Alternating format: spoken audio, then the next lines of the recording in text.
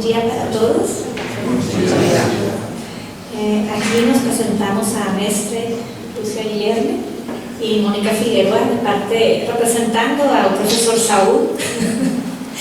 Felizmente estão aqui meus companheiros também, assim me sinto um pouco menos sozinha.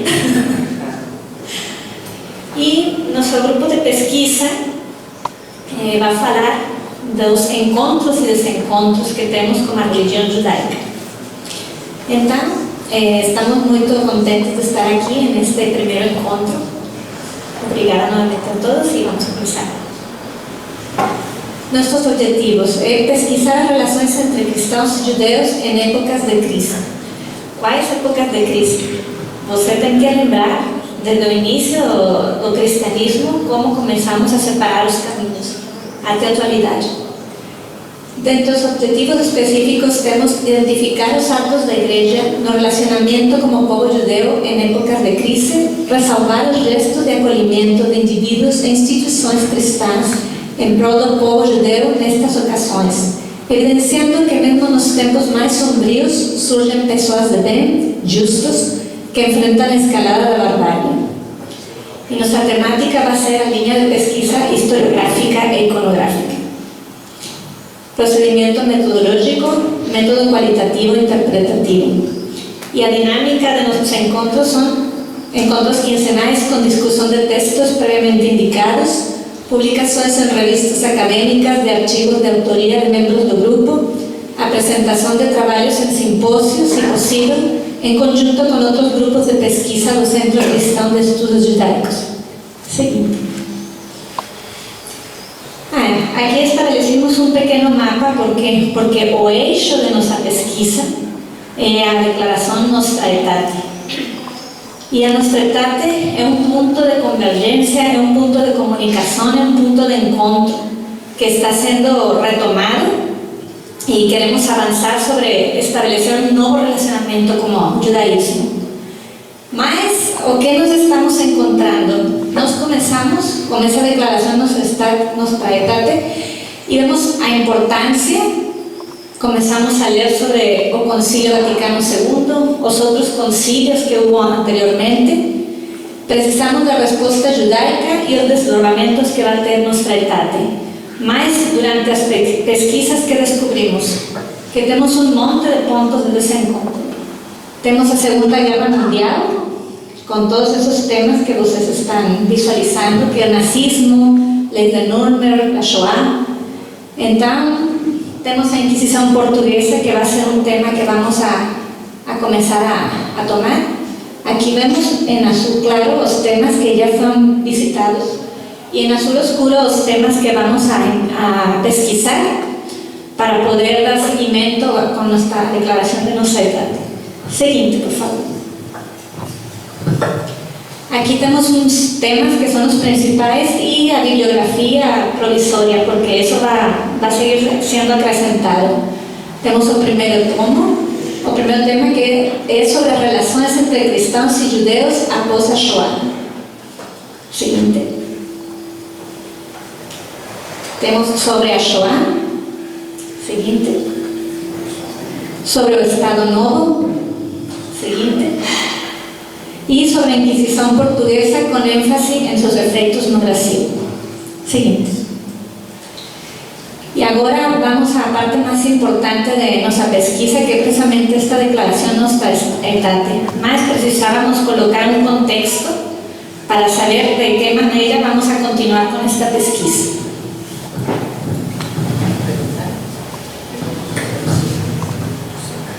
Oi, bom dia.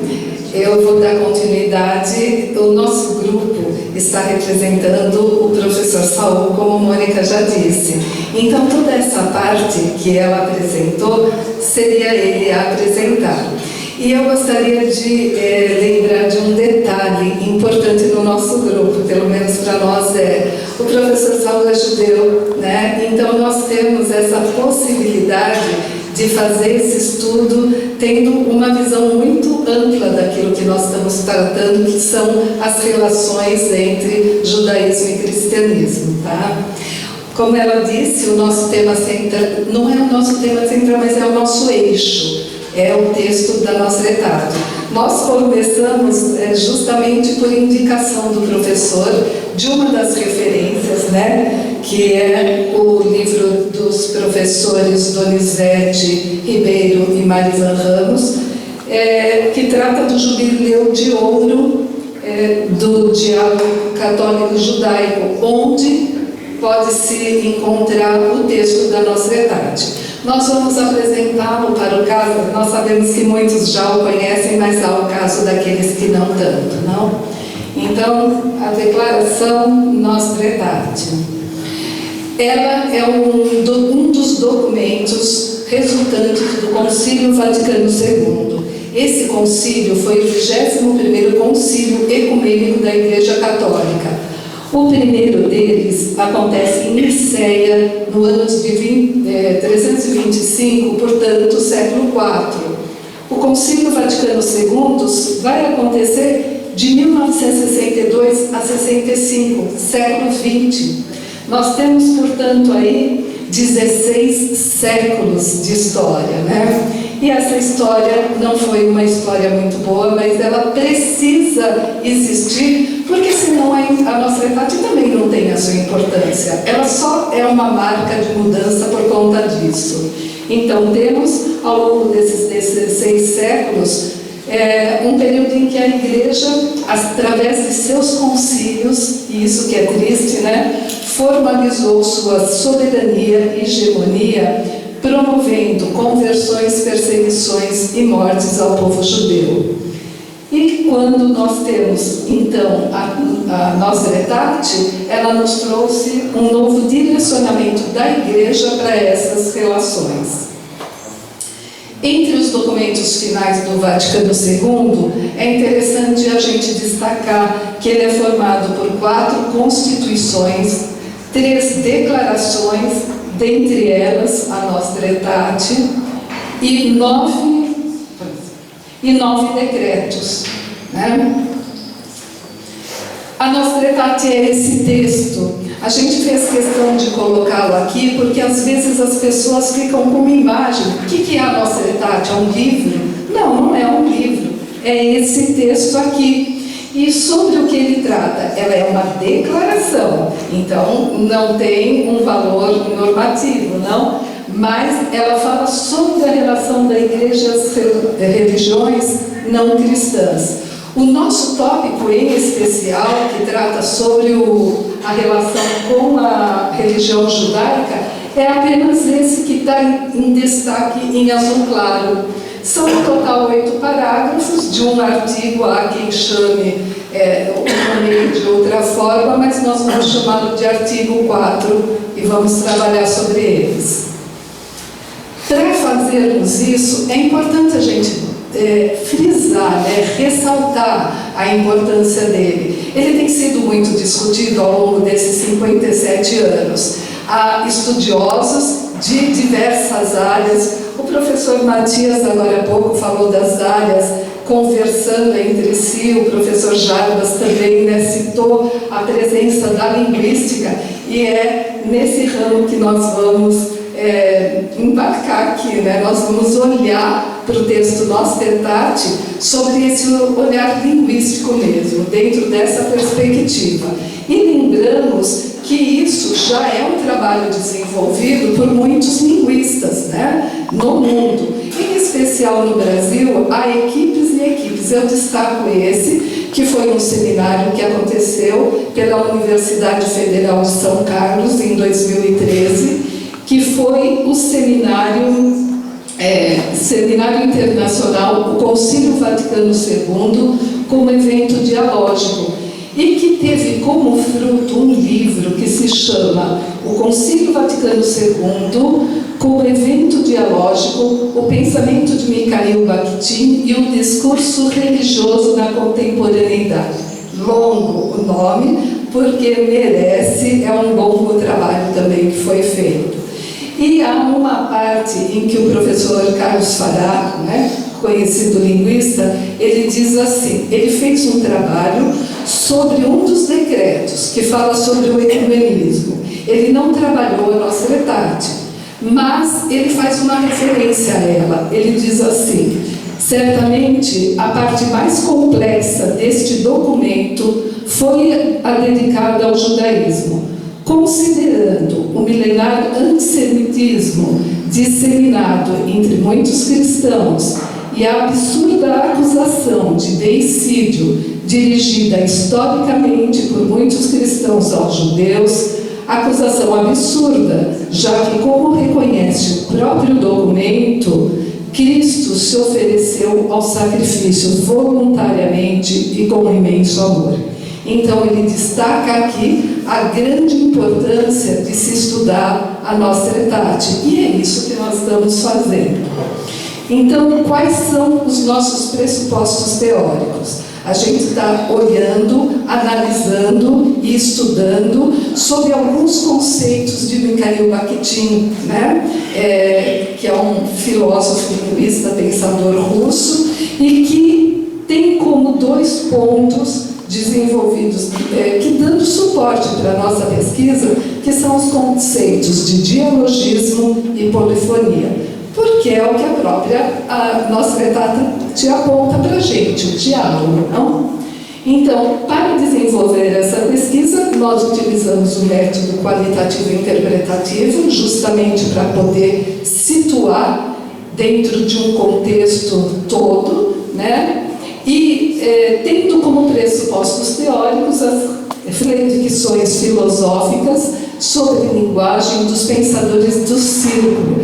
E aí eu destaco, porque não é um filósofo, né? Não é Mikhail Bakhtin, é ele e seu grupo de estudo, da importância dos nossos grupos de estudos, né? E iniciamos sempre levando no nosso percurso a ideia de que a palavra está sempre repleta de conteúdo e de significação ideológica ou cotidiana. Essas são palavras do Volichinov, que faz parte do círculo de Mikhail. A língua é dialógica, ela é um meio de comunicação, isso é decisivo, né? Por natureza, por isso ela não pode ser monofônica, não? Depois, toda palavra serve de expressão ao um em relação ao outro. Na palavra, eu dou forma a mim mesmo do ponto de vista do outro. E, por fim, da perspectiva da minha coletividade. Isso vai nortear o tempo todo os nossos estudos. Volichinov, novamente, que está no livro Marxismo e a Filosofia da Linguagem. Então, dentro dessa pesquisa, é necessário situar o quê? O sujeito do discurso, em um plano relacional, responsável e também responsivo, na construção de si mesmo e do outro. Para tanto, vários textos, eles foram lidos e discutidos como suporte para a construção histórica, social e cultural do texto, Nostra Aetate, e também do contexto. Essa é a parte expandida do artigo número 4. Então, nós mostramos o artigo 4 inteiro. Aquela parte azul é esta, né? São esses 8 parágrafos. Obviamente, não vai ser aqui que nós vamos estudá-lo, porque não daria tempo. Vontade não faltaria, né? Mas não dá tempo. Então, nós só lembramos o que foi feito, como que nós estudamos esse texto. Nós fizemos uma análise morfológica, sintática e semântica. Isso detalhadamente, nós fomos por etapas, né? Mas pautado sempre nos conceitos de dialogismo e polifonia. Porque é impressionante, quando você vai em cima da gramática, mas você leva esses conceitos juntos, o campo semântico da palavra, ele se abre para você. E aí vários questionamentos vão surgindo, né? E para dialogar com o texto, nós fomos seguindo as vozes. Quem são essas vozes que falam dentro desse texto? Esse texto é só a igreja? É uma declaração da igreja? É ela que se pronuncia aí o tempo todo? A gente vai perceber que não. Há várias vozes que estão ali querendo ser descobertas. E foi esse o nosso trabalho, procurar quem elas são e por que elas queriam também dialogar com a gente, né? Para isso, alguns tópicos nós já fomos desenvolvendo, que são, nós procuramos essa polifonia dentro do texto, nós fomos em busca do patrimônio comum, porque o texto nos permitiu isso. Ele diz que há um patrimônio comum. Então nós fomos lá na história procurar quem é esse patrimônio comum e o que ele traz para a gente de comum realmente. Nós fomos aos outros concílios ecumênicos, porque se ele é um produto de um concílio ecumênico, obviamente ele dialoga com quem? Com os demais. Ele não começou ali. Nós precisamos, por mais que nos doa, nós precisamos conversar com os outros concílios e ver o que eles disseram, o que eles postularam dentro das relações entre os judeus e cristãos, se nós queremos realmente desfazer isso, né, e ter uma outra postura. Ele diz em determinado momento, esse é o nosso ponto, né, professor, que ele foi lembrado por alguém desse comum patrimônio comum. E aí é evidente que surgem as discussões. Que tradução é essa, né? Se é uma tradução ou outra. Não importa, gente, a voz está latente ali dentro, por um verbo ou por alguns elementos indefinidos, ela nos convoca a procurá-la. Então, quem é que nos lembrou desse... E é bom essa procura. O nosso grupo percebeu muitas vozes falando ali dentro e muito interessantes também. Nós vimos que a gente precisaria procurar o quê? O caminho percorrido para a sua elaboração. Ela não nasceu em 1965. A nossa Etate não surgiu ali naquele momento. Ela foi elaborada. E essa história da sua elaboração durou anos. É uma história muito rica. Qual a efetividade e desdobramentos? Isso tem muita coisa para a gente verificar, muitos textos. Nós estamos começando, né, Mônica? Alguns já foram lidos e discutidos, outros ainda não e serão, e quem sabe com a presença de vocês lá para ajudar. E estamos procurando também as respostas judaicas. Houve resposta? A igreja se pronunciou a esse respeito? A quem ele está se dirigindo? Essa comunidade judaica ou esse povo judeu, como ele recebeu a nossa verdade? É importante para nós sabermos como cristão recebeu? Sim, é importante as respostas cristãs, mas é importante também saber o que é que o judeu sente, porque ele está envolvido diretamente dentro dessa declaração. E como respostas judaicas, nós estamos relembrando, né, que a nossa Etate pede os estudos bíblicos, teológicos e diálogos fraternos, o que para nós, do Centro Cristão de Estudos Judaicos, parece muito comum, porque é a nossa prática. Mas é a prática cristã, é a prática do mundo cristão, né? Todos esses questionamentos têm norteado nossas pesquisas. E agora nós vamos nos colocar aqui à disposição, caso tenha alguma pergunta, mas também nos colocamos à disposição para que vocês estejam conosco no nosso grupo de estudo, fazendo parte, lendo e discutindo com tempo com a gente.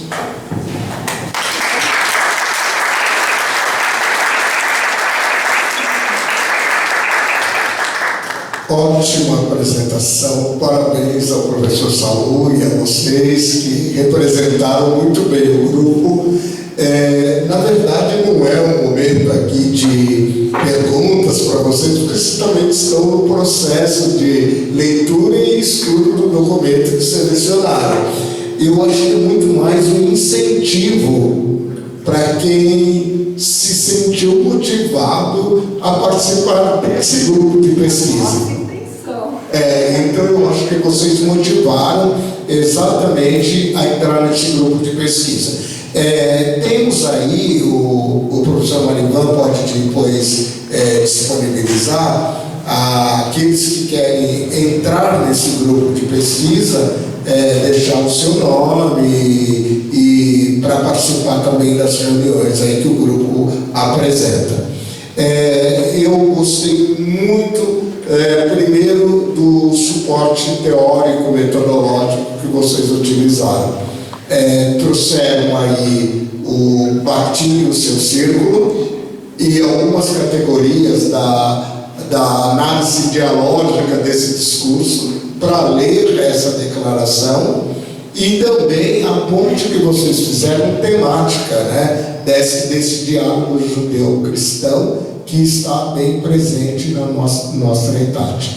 Eu gostaria de dizer assim, é importante que o grupo se fortaleça e que todos nós aqui possamos participar de algum grupo de pesquisa trazendo subsídios para a nossa reflexão sobre questões que são teológicas, mas que também dialogam com outras áreas do saber, do conhecimento, tal como vocês fizeram aí com a filosofia. Aliás, o Bakhtin é um filósofo, mas ele transita por questões culturais, literárias, linguísticas e assim por diante. Então, meus parabéns, um abraço ao professor Saul, é muito bom a gente ter realmente essa perspectiva. Eu paro aqui, antes de... Pois não. Posso fazer uma pergunta? Não, é rapidinho, eu só quero dar parabéns, assim, deu vontade de participar do grupo. Por segunda-feira próxima. Tá bom, não, mas assim, vocês, todo esse material já produzido já está disponível? Não. Nós estamos preparando... Nós estamos preparando um artigo para sair, mas é da participação de Heschel na nossa Tretade, que é para a próxima edição da revista, e nós estamos nos organizando nesse momento para isso, para essa organização desse material para a publicação. Nós ainda não temos, nós estamos em estudo esperando por vocês. Só lembrando que nós temos uma revista científica aqui no centro e os grupos de pesquisa vão alimentar também com artigos da revista do centro. Então, provavelmente, quando esse material já estiver mais organizado, mais ampliado, a gente vai trazer aí para os grupos de pesquisa. Obrigado. Eu queria só dar um testemunho de 30 segundos, continuando o que o professor Jarbas disse. Nós temos a revista Cadernos de Sion, vamos apresentar depois do nosso intervalo, a respeito do trabalho que foi apresentado e do trabalho que a Maria Lúcia está fazendo, e para mostrar, digamos, que os grupos de pesquisa são abertos, acolhem pessoas interessadas na pesquisa, pessoas que estão fazendo mestrado. Logo mais veremos o doutorando do Jarbas, que também faz parte do seu grupo de pesquisa. Eu digo isso para destacar o que a Lúcia Guilherme está fazendo. Ela apresentou aqui, digamos, um pequeno aspecto do trabalho maior que ela partilha com o grupo e que ela está desenvolvendo na USP. Ela acabou de apresentar recentemente a qualificação, foi qualificada, e agora a etapa final é a apresentação do mestrado na USP. Eu fui um dos leitores, então queria parabenizá-la publicamente aqui e ao grupo do professor Saul, que foi o primeiro, portanto, a fazer essa apresentação. Parabéns a vocês.